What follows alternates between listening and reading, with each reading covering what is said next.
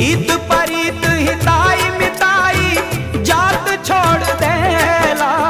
हित परित हिताई मिताई जात छोड़ देला। जब समय होला कमजोर,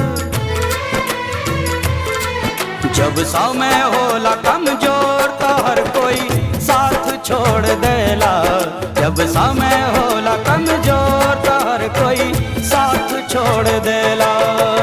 हित परित हिताई मिताई जात छोड़ देला। हित परित हिताई मिताई जात छोड़ देला। जब समय होला कमजोर,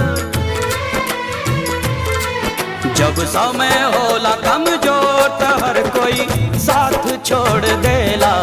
जब समय होला कमजोर तो हर कोई साथ छोड़ दे।